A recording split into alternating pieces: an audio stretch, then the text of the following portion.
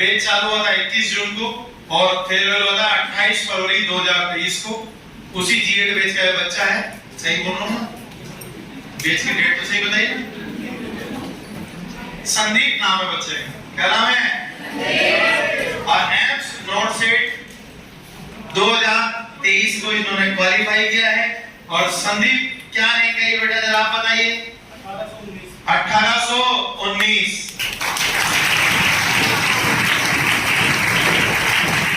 AIIMS कौन सा मेरा बेटा? बीबी नगर। अब ये गया है बीबीओ के नगर में। ना अगर ना मगर मुझे मिला है बीबी। मैं जाएंगी मेरी नजर इधर ना उधर, क्योंकि मैं पहुंच गया हूं बीबी।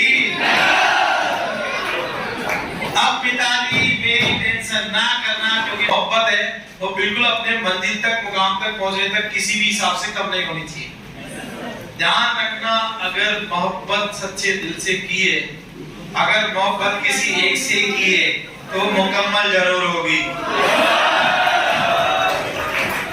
जो है वो दिखता है, पता नहीं सोशल मीडिया पे क्या क्या दिखता है, पर यहाँ जो है वो तुम्हें दिखता है, और दिखता है वो दिखता है, और ऐसे भी करता है, ऐसे भी करता है।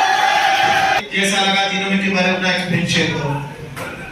मैंने मेरे सीनियर्स थे जो विलियम्स में मेरे कॉलेज से, तो उन्होंने मेरे को गाइड किया था कि आप, जो सर का नाम बताया था पंकज सर, इनका सर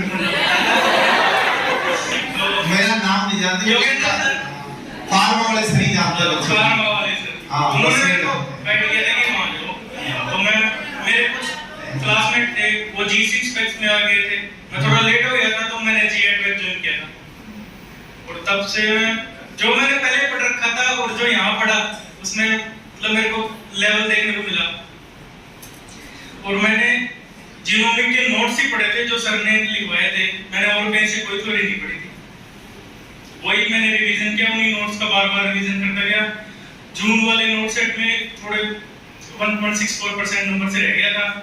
फिर उसके बाद दोबारा मैंने जीरो से शुरू किया, वापस नोट्स को पढ़ा, वापस रिवाइज किया, जितनी बार मेरे से हो सकता था उतनी बार उन नोट्स का मैंने रिवीजन किया, और एमएसएन के मोस्ट बेसिक क्वेश्चन निकाले, वही बस।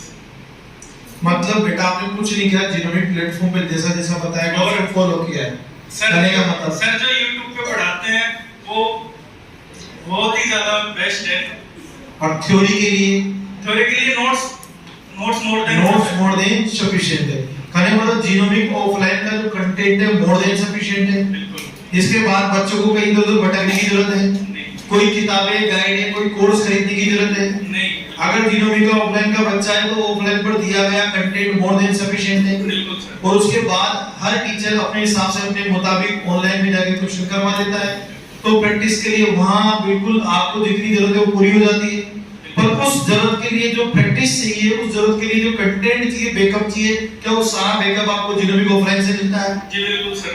भाई अगर आपने तैयारी की होगी तो ही आप एमसीक्यू निकाल पाओगे। क्या आप इस बात से सहमत हैं? क्या आप इस बात को मानते हैं जिस बच्चे की थ्योरी अच्छी है वही एमसीक्यू अच्छे निकाल सकता है? बिल्कुल। मैंने जो जून में लगा था नोट सेट, उसमें मैंने क्वेश्चन बहुत ज्यादा कर लिए थे, और मेरे नोट्स की प्रैक्टिस इतनी थी नहीं, एक दो बार रिवीजन किया था, मुझे लगा एक दो बार रिवीजन कर लिया, अब क्वेश्चन कर लेता हूँ। इधर उधर की कई सारी बुक से बहुत सारे क्वेश्चन कर लिए, लेकिन जब वो पेपर आया था तो रिवीजन इतना था नहीं, तो उसमें नहीं हो पाया। फिर बाद में मैंने सर से यूट्यूब पे पूछा कि मेरा, फिर उन्होंने बोला कि आपकी थ्योरी में पूरी पकड़ होनी चाहिए। फिर मैंने जितना मेरे से 2-3 बार हो सकता था उतना बार मैंने रिवीजन किया, 6-7 बार मैंने हर सब्जेक्ट का रिवीजन किया था। फिर उसके बाद एग्जाम के जो 5-7 दिन बच गए थे उसमें मैंने मोस्ट बेसिक क्वेश्चन किए थे। मतलब आप इस बात से समझ बेटा, अगर थ्योरी अच्छी होगी तभी आप एमसीक्यू ढंग से कर पाएंगे, अदरवाइज एमसीक्यू रटने के अलावा कोई और ऑप्शन नहीं। और रट भी लोगे तो एग्जाम में 30, 35, 40, 50 वो मिल सकते हैं, इससे ज्यादा मिलने की कोई गारंटी नहीं। 50, 55, 60 अगर मिल भी जाएंगे तो पूरे आपसे सही होने नहीं है, और इतने में आपका नंबर आना नहीं।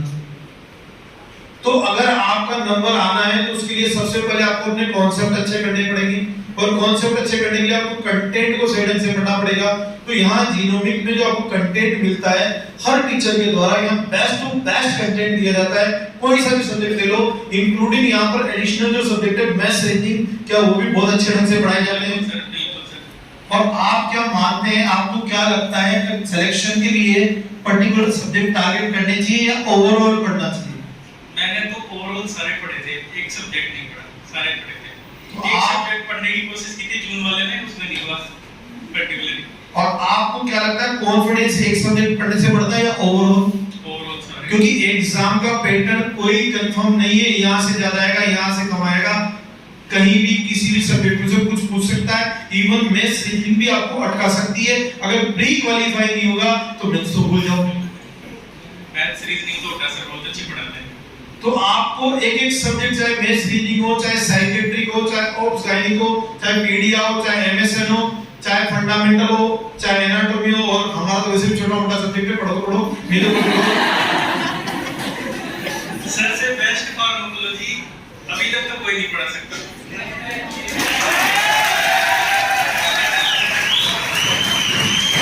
हम अपना प्रयास करते हैं, लोग अपना प्रयास करते हैं। जिन्हें पढ़ाना नहीं आता वो कह देते हैं कि इतना इंपॉर्टेंट नहीं, गाना वही गाया जाता है जो गाना आता है। अंग्रेजी गाना बजाते हैं, वो डिचुक डिचुक करता है अपनी, जैसे बंद होता है डिचुक डिचुक हो जाता है। सही है कि नहीं? तो जिन लोगों को समझ में नहीं आता वो सीधे क्या कर देते हैं कि यार ये सब्जेक्ट तो महत्वपूर्ण ही नहीं, यहाँ से तो क्वेश्चन ही नहीं आते। ठीक है भैया, नहीं आते हम तो पढ़ा रहे हैं, 15 साल में पढ़ाते पढ़ाते 2-5 साल और पढ़ाएंगे, 15 साल से परवाह नहीं करेंगे, अब क्या करेंगे? अब क्या करेंगे? यस और नो? अरे अब क्या साबित करना, आपको टांट के बाल भी उड़ गए हैं। सर ने फार्माकोलॉजी इतने मजे में पढ़ाते ना, और कोई नहीं पढ़ा सकता। और पूरी याद है सर के सारे वर्ड्स, एक ही लो बेटा लो।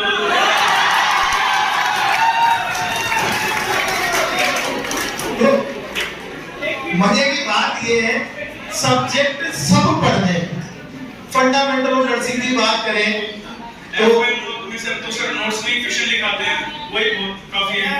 तो अगर कोई ये कहे यहाँ से पढ़ना वहां से पढ़ना, सब कुछ पढ़ना है, सब कुछ पढ़ना है, सब कुछ पूरा आना चाहिए, आना चाहिए। युद्ध में आपको सारे हथियार लेके जाने, कब सारा किसकी जरूरत पड़ जाए, साधन और सुरक्षा साथ साथ। आप मुझे बताओ community of health of nursing में से क्वेश्चन आते हैं, तो उसके लिए आपके पास कंटेंट होना चाहिए। तो यहाँ से सारी चीजें मिलती नहीं मिलती। इवन एनाटॉमी में ईसीजी के 3 से 4 क्वेश्चन आते हैं, आते हैं। तो आपको जैसे एमएसएन हो, इतना बड़ा सब्जेक्ट है, इतने क्वेश्चन आते हैं, पीडियाट्रिक्स से, ऑब्स गायनिक से। तो यहाँ जीनोमिक में पूरी डिटेल में सारे सब्जेक्ट एक से एक अंदर बैठे हुए सब पढ़ाते हैं। डाटा बहुत ही एक्यूरेट है, डाटा, और क्योंकि स्पेशलिटी डाटा एक्यूरेसी का कारण क्या है, सब अपनी स्पेशलिटी को डील कर रहे हैं। अब नरेश सर के नाम में ही एनजीटी का नाम पड़ गया, पता है?